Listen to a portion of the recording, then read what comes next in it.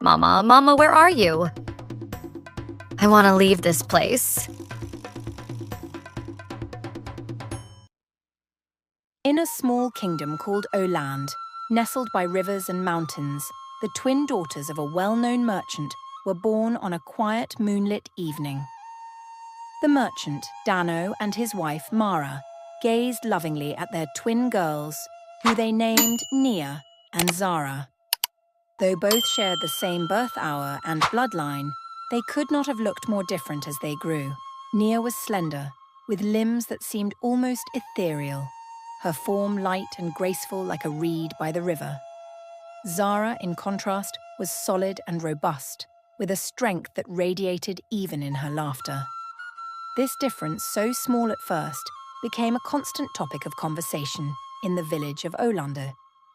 As they grew older, Nia became the focus of gossip and mockery.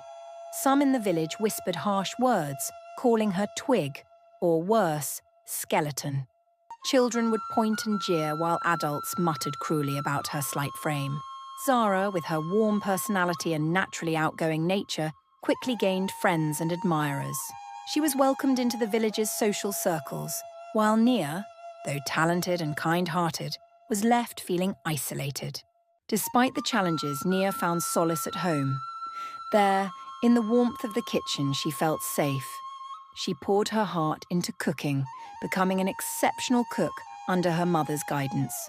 The family would often be found savouring her dishes, marvelling at the flavours she could bring out of even the simplest ingredients. Nia's culinary talent became her sanctuary from the judgmental world outside. One day, as the twins walked through the bustling village market, the taunts returned, sharper than ever. A butcher, chuckling with his friends, sneered, "Careful, Zara. Don't let that sister of yours blow away with the next breeze." The men erupted into laughter, their words like stones hitting Nia's heart. Zara shot them a look of pure anger, standing tall beside her sister. "You ought to be ashamed," she snapped, her voice fierce. "How would you feel if your own sister were treated like this?"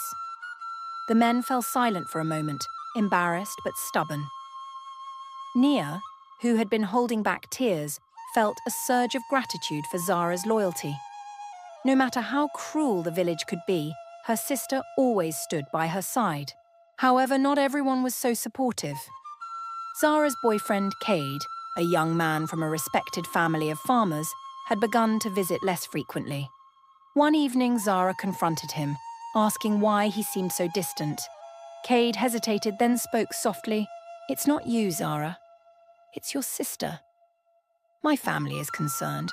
They think Nia's appearance might be inherited, and they don't want that in our family."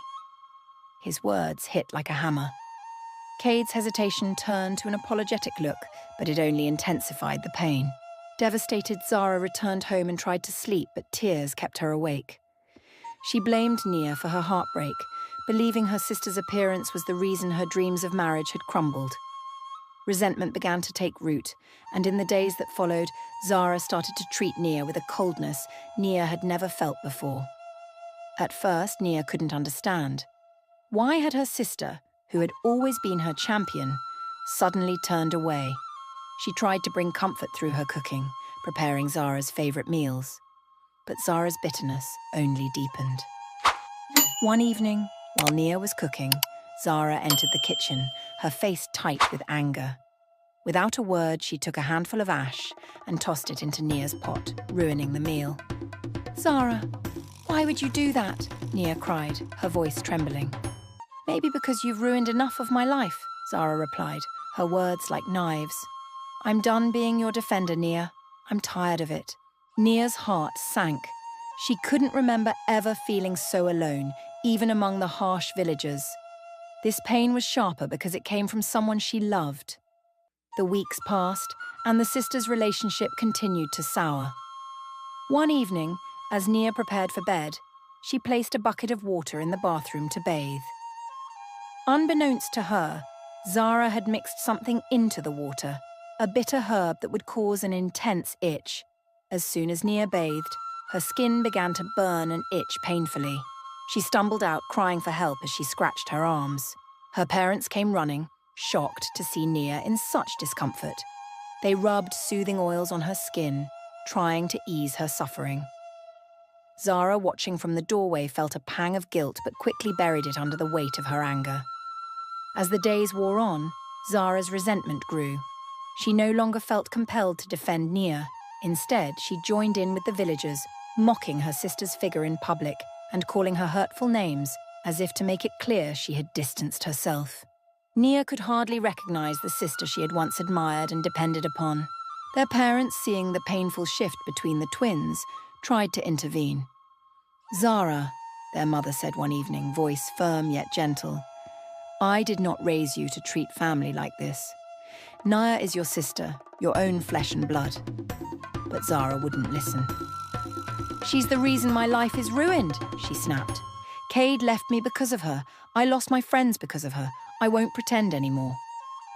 The words stung, especially for their mother, who hadn't realized how deep Zara's anger ran. Still, Mara refused to give up, reminding both girls that family was a bond stronger than any hardship. Yet, the seeds of bitterness had taken hold too deeply in Zara's heart. One day, the kingdom announced the coming of the Queen's Maiden Competition, an event held once every decade to celebrate the young women of 3 neighbouring villages. Oland, along with 2 other nearby communities, was to select their finest maidens to compete in trials that would showcase beauty, skill, and strength. Whispers and speculation filled the village as people debated who would represent Oland.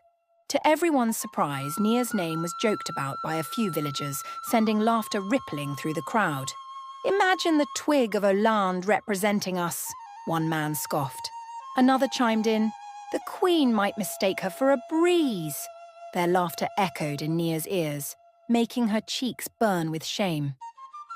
As she walked to the village's river to gather water that afternoon, she met a stranger, a tall, kind-faced man named Leo. Leo, who was one of the organisers from the neighbouring kingdom, watched as Nia filled her bucket with quiet grace. He was struck by her unique beauty, her slender frame so unlike what he was used to. "You have a rare beauty, young lady," he said warmly, causing Nia to look up, confused and a bit suspicious. "Are you mocking me?" she asked, her voice wary. Years of ridicule had taught her to be cautious. "Not at all," Leo replied with a sincere smile. "I'm one of the organisers for the Queen's Maiden Competition. I'd encourage you to attend. I think you might surprise your village." Nia looked down, her heart pounding. She had never received a compliment like this from an outsider, much less an official from another kingdom. Could it be possible that her differences were not weaknesses but strengths? As the competition day approached, Nia's parents encouraged her to attend. "Even if you're not competing, go watch. See what the world has to offer," her father urged. On the day of the competition, the twins and their parents arrived, mingling with people from the neighbouring villages. The arena was buzzing with excitement as maidens were introduced one by one. Just as the last contestant was about to be announced, a twist shocked everyone. The host kingdom's king had chosen to add a special contestant of his own choosing. The crowd murmured in surprise, wondering who it would be. To everyone's astonishment, Nia's name echoed through the arena. She could hardly believe her ears as her parents, overwhelmed with pride, urged her to step forward. Zara watched, her face flushed with envy and disbelief. For so long she had felt she was the more admired twin, and now here was Nia, standing before the kingdom as the king's special choice. Nia's hands shook slightly as she stepped forward, head held high. In that moment, she felt a newfound strength, a resilience that came not from the approval of others, but from within. The grand arena, filled with cheering crowds from the 3 kingdoms, buzzed with excitement as the competition began. Nia, still in shock from being chosen as the king's special contestant, took her place alongside the other young women. She could feel the weight of 100 eyes upon her, but instead of shrinking, she stood tall, a quiet fire lighting her spirit. The first challenge was a traditional cooking contest, a task that Nia was more than prepared for. As the other maidens scrambled to prepare their dishes, Nia worked calmly, her hands moving with practiced ease. The scent of rich spices and savory ingredients wafted through the air as Nia cooked, each movement a testament to the hours she had spent honing her skills in her mother's kitchen. When the judges tasted her dish, their faces lit up with delight. Nia's dish stood out not only for its flavour, but for the heart and soul she had poured into every bite. When the winners of the cooking round were announced, it came as no surprise to Nia's family and, soon the crowd, that she was among the top contenders advancing to the next stage. Zara, watching from the sidelines, couldn't contain her frustration. She had once taken pride in her sister's cooking, but now, seeing Nia receive applause and admiration, her envy festered. For Zara, every cheer for Nia felt like a slight against herself. The second trial was far more daunting. A treasure hunt in a dense forest, where the first to find the hidden prize would be crowned the winner. However, this wasn't a simple search. To reach the forest, the maidens would first have to cross a wide river.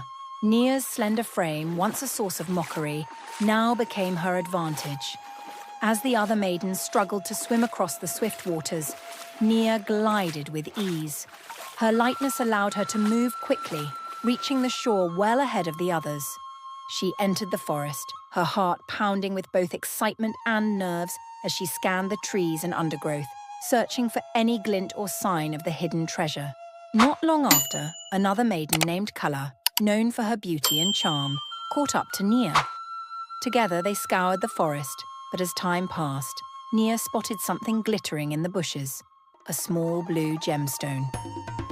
"That must be it," she whispered to herself, excitement flaring in her chest. Forgetting for a moment that it was a competition, Nia's outburst alerted Kala, who dashed toward the gem.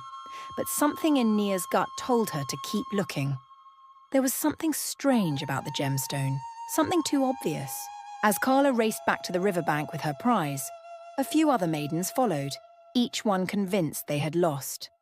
But Nia hesitated, trusting her instinct. She continued to search, her eyes sharp, her movements deliberate. After a few more minutes, she felt a light drop of water fall on her shoulder. Looking up, she spotted something sparkling high in the branches of a nearby tree. A golden box, carefully hidden. With a thrill of realization, Nia knew she had found the true prize.